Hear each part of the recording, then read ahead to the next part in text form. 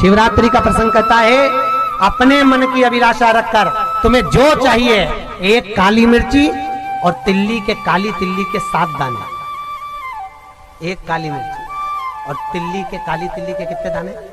7 दाने हथेली में रखकर अपनी कामना कर कर मन से अपने मन के बात को कहकर शंकर भगवान के शिवलिंग पर चढ़ा दीजिए। आपकी मनोकामना, कहते हैं हर महीने शिवरात्रि आती है, इस शिवरात्रि पर, मुख्य शिवरात्रि पर चढ़ाओगे, अगले महीने की जब शिवरात्रि आएगी तो आपकी मनोकामना पूरी हो जाएगी। एक काली मिर्ची और 7 काली तिल्ली के दाने, मात्र 7।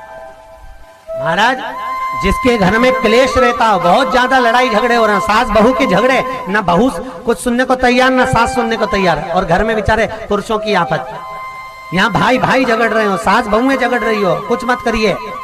गेहूं की बाली को तोड़ो।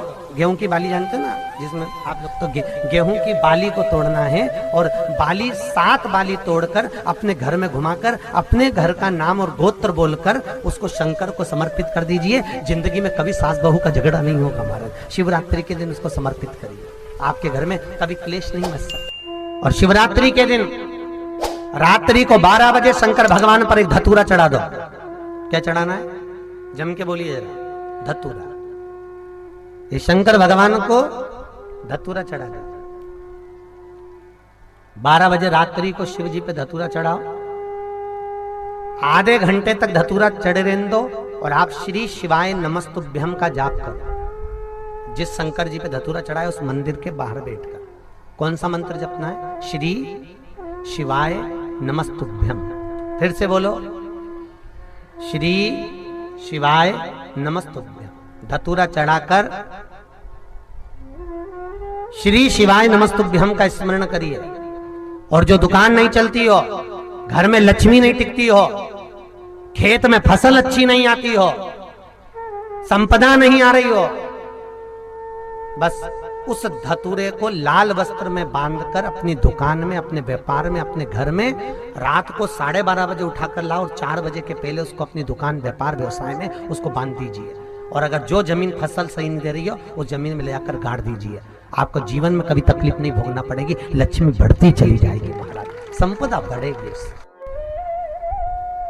जो व्यक्ति ज्यादा बीमार रहता हो, बहुत बीमारी उसको घेरे रहती हो, परेशान रह रहा हो, बीमारी बनी हुई है, तो बोर चढ़ाइए। बेर, क्या बोलते हैं यहाँ पर? बेर की बोर, वो खाने वाला बेर जो होता है, उस बेर को 7 बेर ले लो और 7 बेर को लेकर अपने ऊपर से घुमाकर शिवरात्रि की दोपहर के 12 बजे शंकर भगवान के शिवलिंग पर ले जाकर उस बेर को चढ़ा दीजिए।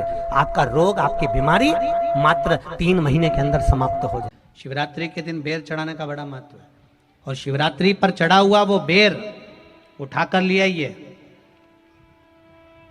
और उस बेर को उठाकर रख लीजिए। मान लो किसी को उदर से जुड़ी हुई जब तकलीफ रहती है, पेट से जुड़ी हुई तकलीफ रहती है, पेट से जुड़ी हुई कोई भी प्रॉब्लम हो, अगर पेट से जुड़ा हुआ कोई भी रोग आपको लग गया और डॉक्टर की दवाई चल रही है, सारी औषधि चल रही है, जो शिवरात्रि पर आपने बेर चढ़ाया है, वो बेर अगर आपके यहाँ रखा हुआ है, वो बेर उस रोग वाले व्यक्ति को खिला दीजिए।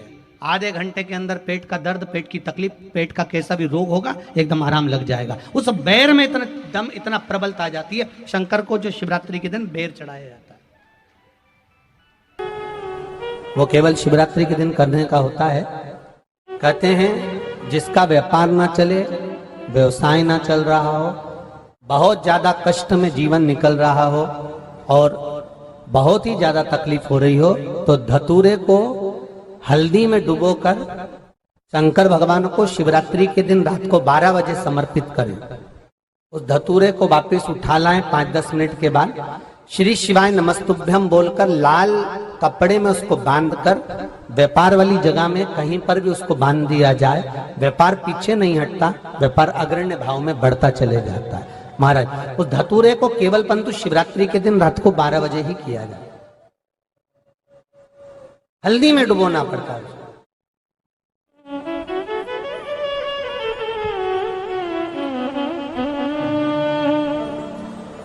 यही प्रमाण एक क्रम में और है महाराज जी। लिंग पुराण कहती है, मान लो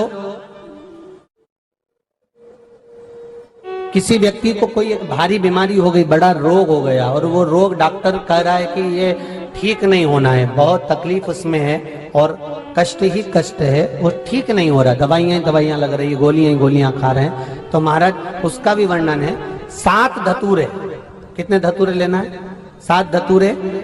कोई सी भी शिवरात्रि से मतलब महीने में एक बार शिवरात्रि आती है, प्रत्येक महीने आती है। किसी भी शिवरात्रि के दिन 7 धतूरे लेकर, एक धतूरे में मौली, लच्छा, नाड़ा लपेटकर चंद्रमौली भगवान का स्मरण कर उस मौली को लपेटकर 6 धतूरे में हल्दी लगाकर शंकर भगवान की जो जलाधारी है, जलाधारी में आपको पहले भी वर्णन किया है, शंकर भगवान का ये शिवलिंग है, ये जलाधारी है, ये भगवान का जल निकलने का स्त्रोत, चरणारविंद का भाव।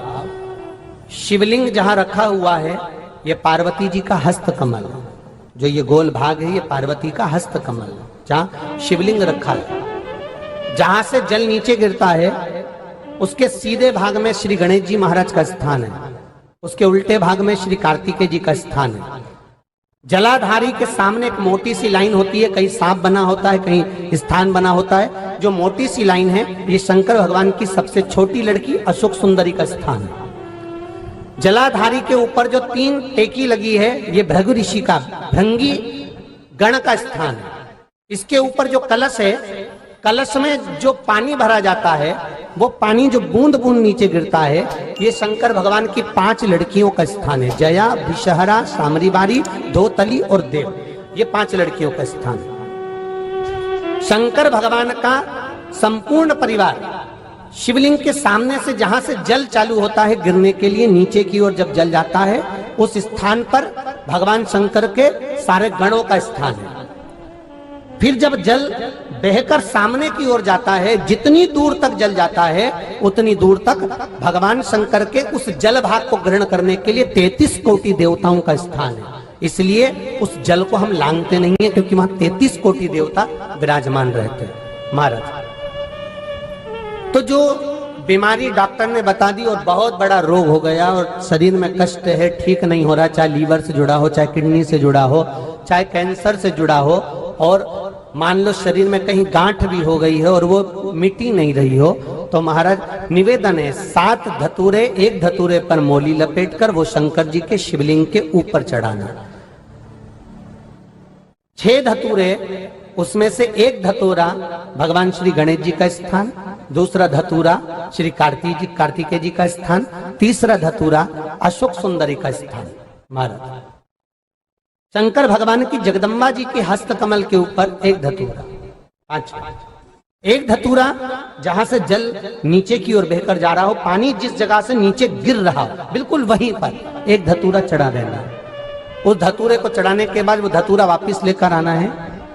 अवधूतेश्वर महादेव का नाम लेकर या चंपेश्वर महादेव का नाम लेकर उस धतूरे को, जो बीमार व्यक्ति है उसका स्पर्श कराकर बेलपत्री के पेड़ के नीचे पटकवा देना है। महाराज, धीरे धीरे रोग में आराम मिलना प्रारंभ हो जाता है, औषधियां धीरे धीरे समाप्त हो जाती हैं और व्यक्ति स्वस्थ हो जाता है। ये केवल शिवरात्रि के दिन ही होता, 12 महीने शिवरात्रि आती है, आप किसी भी शिवरात्रि को कर सकते हो, किसी भी शिवरात्रि।